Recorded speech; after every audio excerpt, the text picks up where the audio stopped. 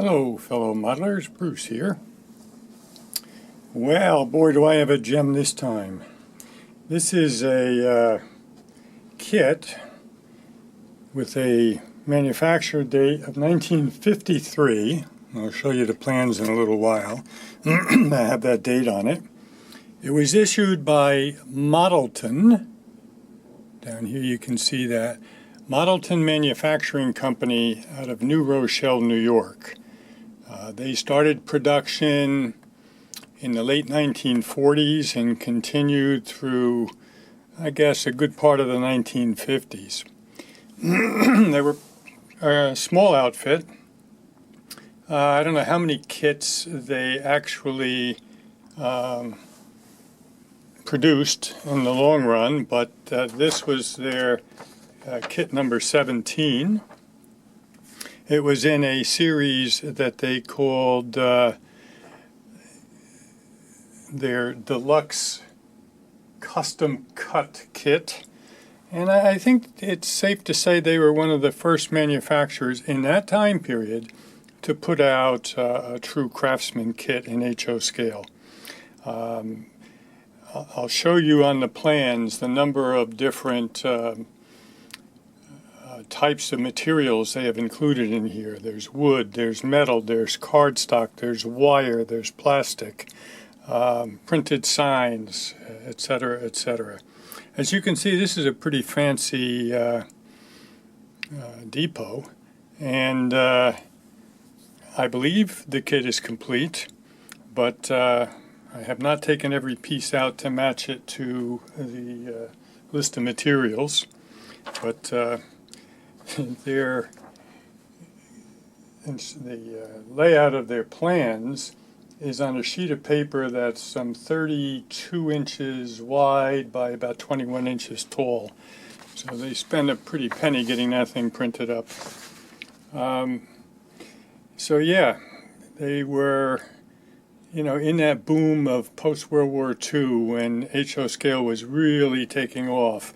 And I was able to determine, because this says HO kit number 17, you never know whether a company started numbering their kits with number 1, but with a little bit of research, I saw that indeed they did have a kit number 1, and it was a billboard kit.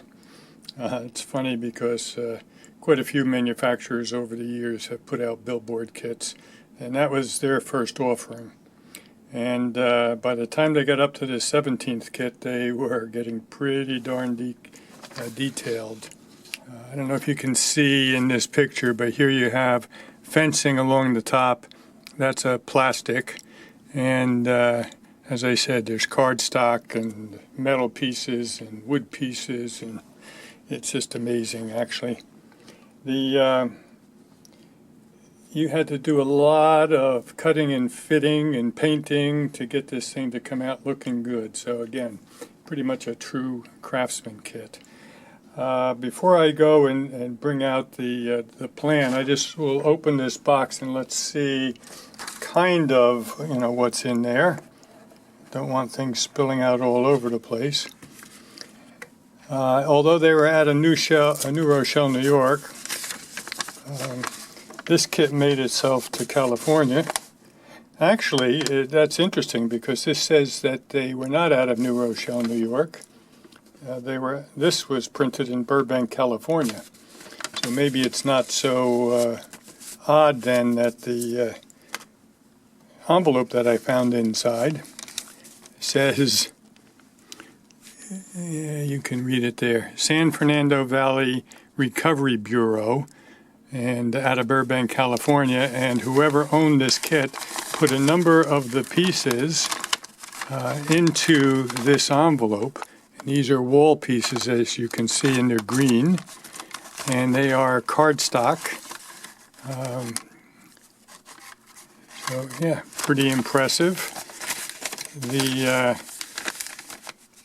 AI that I used for my research that said they're out of New Rochelle, New York, is probably incorrect. Let's see what else we got in here. These are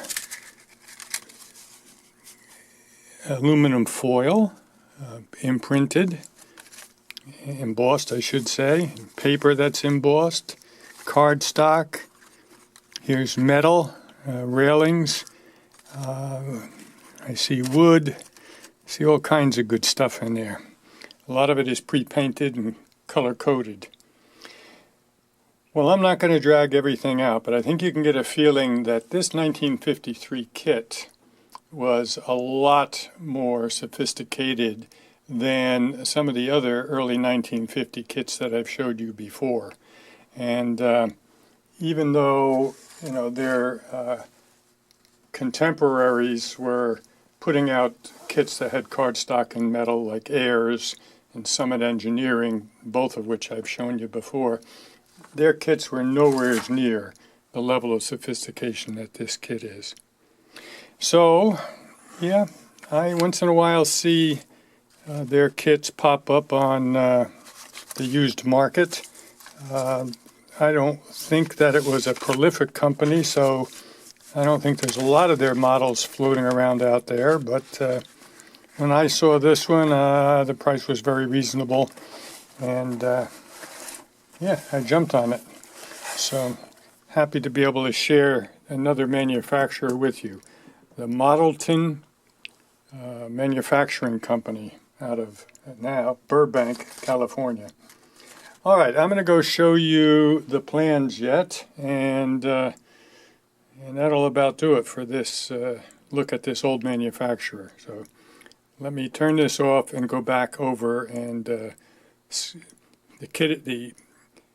plans are so large I have to kind of hand hold the camera to pan over it. So if it looks a little shaky, I'm sorry, but that's the only way I can get it so you can actually see what's on the plans. All right, talk to you again soon. Okay, I have the plans laying out on the floor here, and that gives you an overall look at the size. Like I say, it's about 32 inches wide and 21 inches high. Let's look at the, first of all, there's the copyright, 1953, Modelton Manufacturing, and their custom cut kits offerings. Here's the checklist of the parts, and you can see that there's wood. Look in the right hand column, a bunch of wood, then comes cardboard, foil, more wood, some tin, more wood and wire, more foil, wood, cardboard, steel down here, more tin. So you can see quite a variety of different materials, 152 pieces. Well, I guess I could go through and count and see if there's 152 pieces there. But let's take a look at what this structure is supposed to look like. Again, a pretty fancy depot there with a clock tower. So that would be the front view, I guess. And there's a side view over there. And another side view. And I guess this would be, well, one of those is the rear view, one's the front view. This one is the back view, as you can see on the bottom. So yeah, pretty fancy. I don't know whether I'll get to build this thing or not. I might have somebody in mind I might like to give this to, who I think would give it a try and do a good job on it. So we'll see. Alrighty, that'll do it for our look at Modelton Manufacturing Company. A small, but I think fairly influential for its time, kit manufacturer back in the 50s, late 40s. Alrighty, talk to you again soon. And if you enjoyed this little look at a little-known manufacturer, please give the video a thumbs up. And if you've not already done so, please subscribe to the channel. Talk to you again soon.